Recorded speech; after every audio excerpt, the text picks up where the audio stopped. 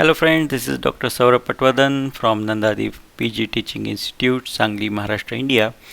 And in this video, I'm going to speak about CCC. Is it really difficult? So let's have a rapid fire round seeing how CCC is done. Of course, CCC is not difficult if you maintain anterior chamber, keep flap flat on the anterior surface, follow the rule of triangle, use heavy dispersive OVD in difficult cases, and if you know how to do little maneuver or quick pull technique. This is the rule of center of triangle. Center of the torn edge around 1 to 1.5 millimeter, and you always hold the CCC flap at the center of triangle. If you do that, you will not have any difficulty at all. Just look at this CCC being done. Always whenever the torn edge advances, you hold at the center of triangle. So two common errors: holding away from the tear edge, that leads to uncontrolled flap advancement, and second, holding the flap at its fold, and that also may change the direction of the tear going into the periphery. These are very common errors if you don't follow the center of the triangle. Whenever you are using the main incision, make sure that you are tenting up the anterior incision so there is no OVD leak. This holds true even for the small side port incision. If you press it down, visco is going to leak. Just look at this surgeon doing the CCC from the side port but leaking the visco because of no control, and within no time the CCC extended to the periphery. Another common mistake is starting too far from the center. So when you start in so much periphery, it goes into zonules very quickly, and many times it may be very difficult to retrieve it back. Another issue is with the cystitome. If you bend it too much, like more than 90 degree, what happens is that you cannot see the tip of the cystitome, and you may create some nicks at the margin of this CCC, as you can see here, which was not noticed by the surgeon, and as soon as he does hydrodissection, the CCC opens up at the place of tear. Of course, in intumescent cataract, you have to have a closed chamber maneuver, but look at this. Going through the main large incision, just CCC goes out. Some surgeon, despite knowing how to do it properly, just go with the technique we call do it somehow. They walk on the tightrope. I think they like the adventure. Every time it appears as if the CCC might just go out, but still the surgeon managed to keep it in, and the viewers are kept on the edge of the seat.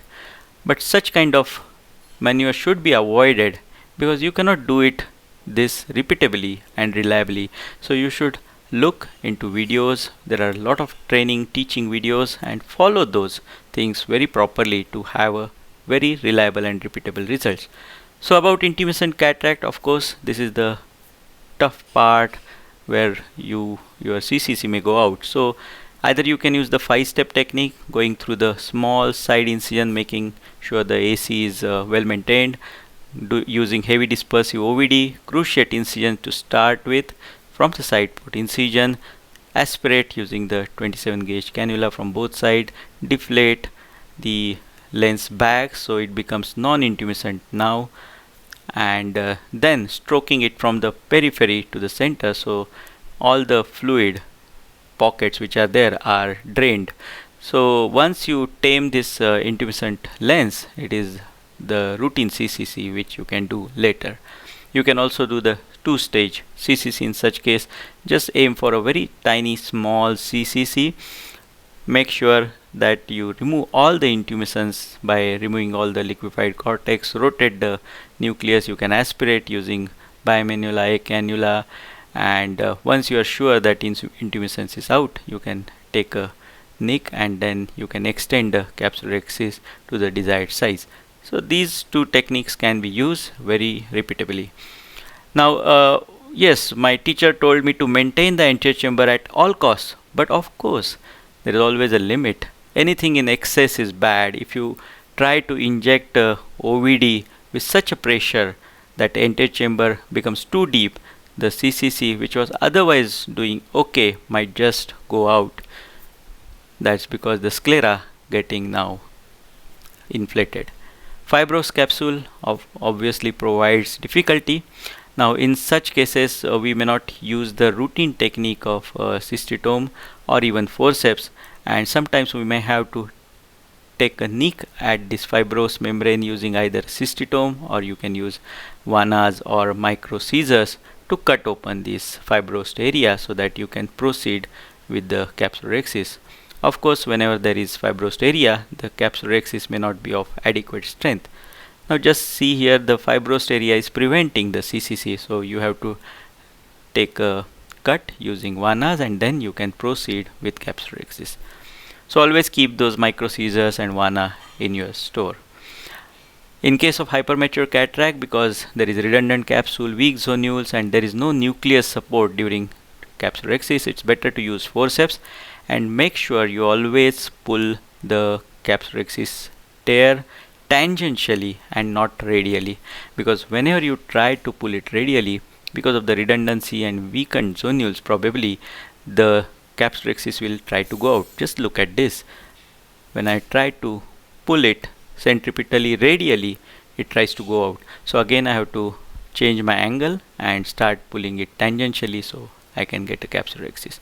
Subluxated cataracts is another challenge, because there is no counter traction from zonules whatsoever in the area of subluxation. So you have to use forceps. First make a nick using cystitome and then use the forceps. You can hold the bag using Sinskey, or you can use another blunt forceps to hold the bag so that you can complete the capsulorhexis. Of course, needs experience and patience. Congenital or pediatric cataract, these patients have very elastic capsule and strong zonules, so it is like walking on a tightrope. So after staining the capsule, OVD is very important. My choice is 1.8% hyaluronate. So it creates a flat anterior capsule as far as possible. Then create a nick and always use microcapsulorhexis forceps. Make sure you always pull the flap centripetally, because the capsulorhexis tear tends to go out very quickly. Never pull it centrifugally. Little bit tangential stroke is enough to enlarge the size of the capsulorhexis, but then again start pulling centripetally, otherwise the capsulorhexis will just vanish into zonules within no time. So you have to learn how to manage this tangential and radial pull in these cases. Another important technique is 2-incision push-pull technique by Dr. K. Nischal. So made 2 nicks 5 mm apart, and then from both sides you extend the capsulorhexis so that you have adequate size capsulorhexis. In such cases where development cataract is associated with intumescent, it's double challenge and there is always risk of capsulorhexis extension. So you have to be quick using the best dispersive heavy OVD to control this tear, and you can do it. Now you must know how to do CCC rescue, because you may land up in trouble at times. Dr. Little's technique is very famous. So you keep the flap back flat and then pull it towards the center. Sometimes it has gone into zonules and then you may not be able to use the Little technique. In such cases you can use the quick pull maneuver where you go from the other side. Now in certain cases you can make another tear and then do the capsulorhexis from other side, or just cut out the flap.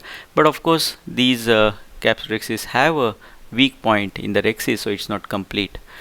So we can use this quick pull maneuver where if the rhexis has already gone into zonules, we have to make sure that you pull it radially towards the center. So the angle has to be perfect. It has to be opposite that of the extended rhexis. So here I go from the opposite angle, hold the capsulorhexis and then pull it towards the center. Once you get that tear coming in, then you can enlarge the capsulorhexis. So you should know all these things, how things can go wrong and how you can correct it, so that you can have reliable, repeatable and achievable results every time. Thank you so much.